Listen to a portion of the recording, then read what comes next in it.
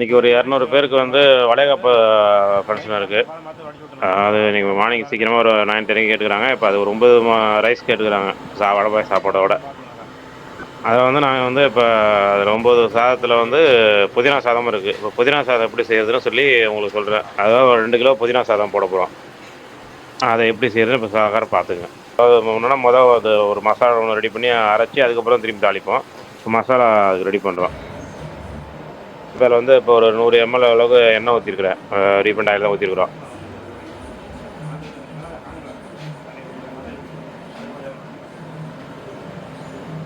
அதில் கொஞ்சம் ஒரு 2 ஸ்பூனு உளுந்து, ஒரு 4 ஸ்பூன் கடலைப்பருப்பு போட்டு இப்போ அதில் வறுத்துருக்குறோம்.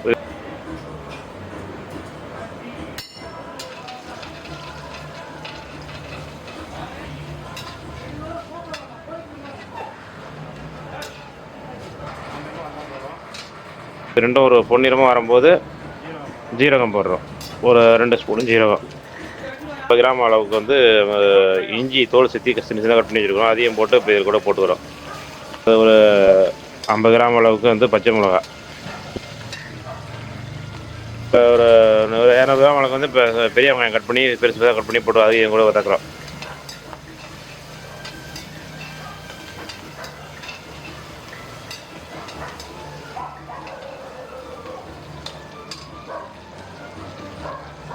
ஒரு 100 கிராம் அளவுக்கு வந்து தக்காளி அதில் சேர்த்துக்கிறோம். வெங்காயம் அதெல்லாம் சும்மா ரொம்ப அதிகமாக வதக்க வேண்டியதில்லை. எல்லாம் சும்மா ஒரு அரை வெங்காயம் 230 அப்படி ஒன்றுனா போட்டுடலாம்.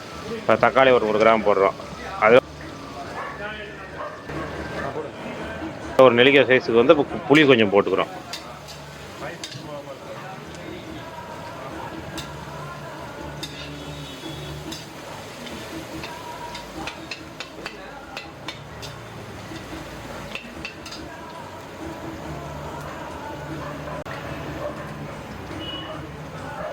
வந்துருச்சு. தக்காளியெல்லாம் ஒரு அரை வேக்காடு வந்துருச்சு. இப்போ வந்து அதில் புதினா போட்டுக்கிறோம்.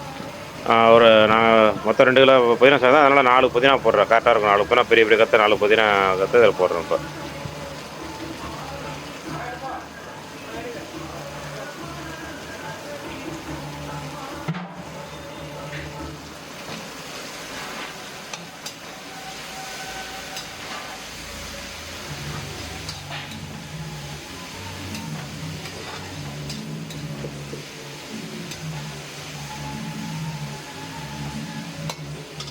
ரொம்ப வதக்க வேணாம். சும்மா ஒரு 2 பெட்டில் ஆயிலில் பிறண்டாலே போதும். ரொம்பலாம் வதக்க வேண்டிய அவசியம் கிடையாது. இப்போ வந்து ஒரு ஸ்பூன் அளவுக்கு அந்த மஞ்சள் போட்டுக்கிறேன்.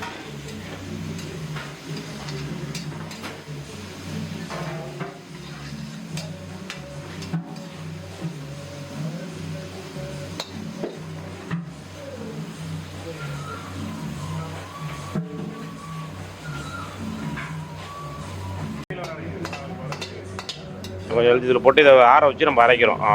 அதை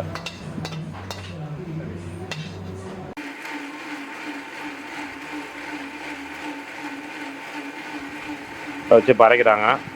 அரைஞ்சி வரட்டும்.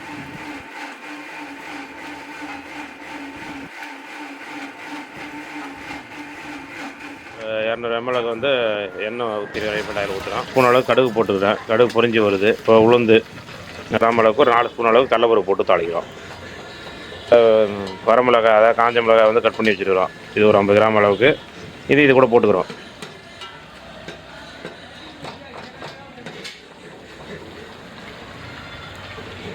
கருவேப்பிலை, அவ்வளோதான். இப்போ எல்லாம் பொரிந்து இப்போ இந்த புதினா அரைச்சி வச்ச புதினா இப்போ இதில் ஊற்றி நம்ம கிண்டிடலாம். சும்மா லைட்டாக ரொம்ப கிண்டணும் அவசியம் கிடையாது. லைட்டாக ஒரு 4 பெட்டை ஒரு சின்ன ஒரு சூடு கொதி வந்தோன்னா போதும், நிப்பாட்டி அப்படி நம்ம ஊற்றி கிண்ட வேண்டியதான்.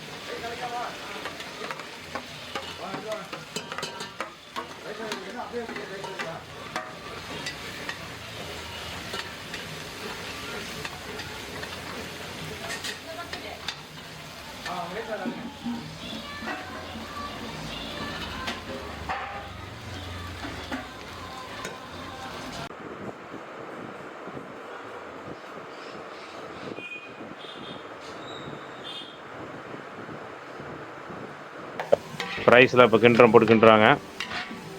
ஓகே, எல்லாம் கரெக்டாக இருக்கும். ஆனால் உப்பு எல்லாம் கரெக்டாக இருக்கும். மேக்ஸிமம் அதில் வந்து அதெல்லாம் செக் பண்ணால் இப்போ மாற்ற வேண்டியதான். ஏன்னா டைமிங் இல்லை, சீக்கிரம் டைம் ஆகிடுச்சாலும் பரபரம் பண்ணிட்டு இருக்கிறோம். இப்போ ரெடி பண்ணி ஏற்றி அனுப்ப வேண்டியதான். புதினா சாதம் ரெடி.